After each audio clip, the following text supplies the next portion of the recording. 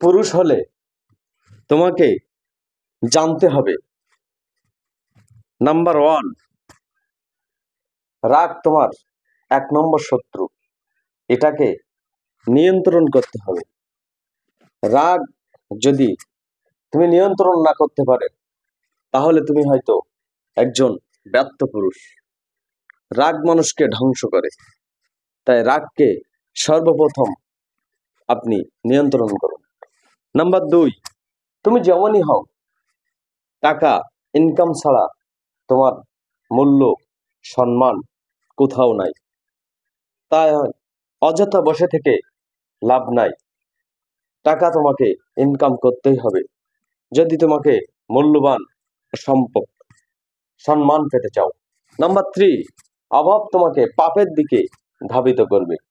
যখন মানুষের অভাব আসে, কথায় আছে, অভাব যখন দরজা দিয়ে ঢুকে, ভালোবাসা তখন জানালা দিয়ে পালায়।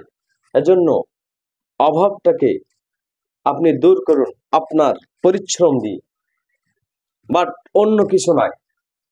নাম্বার 4, পরিবারের সদস্যদের প্রতি পক্ষপাতিত্ব করলে কিন্তু তুমি ব্যর্থ পুরুষ। পরিবারের কারোর প্রতি, কোন সদস্যের প্রতি পক্ষপাতিত্ব আপনি করবেন না, তাহলে আপনি সহজ বা সাত্ত্বিক পুরুষ। নাম্বার 5, নিজের চরিত্রটাকে কন্ট্রোল করতে শিখুন। আর নিজের চরিত্রকে যদি আপনি কন্ট্রোল না করতে পারেন, তাহলে আপনি আমি কেউ সফল পুরুষ নাই, সবাই ব্যর্থ পুরুষ।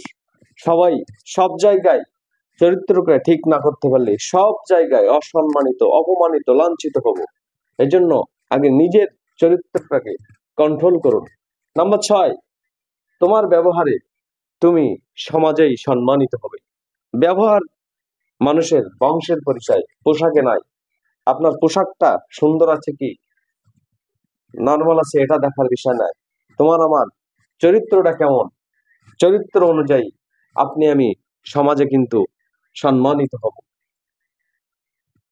নাম্বার 7, স্ত্রীর প্রতি বিনয়ী হতে হবে। এটা তোমার আমার সৃষ্টিকর্তা আল্লাহ পাকের আমানত। কারণ স্ত্রী আপনার আমার কাছে আমানত স্বরূপ আসছে। তাদের সাথে আমরা সৎ ব্যবহার করব। সর্বোপরি আমরা 7টা জিনিসকে মেনে চলবো, তাহলে হয়তো পুরুষ জীবনে সম্মানিত হতে পারবো ইনশাআল্লাহ। এটা সবাইকে মেনে চলুন।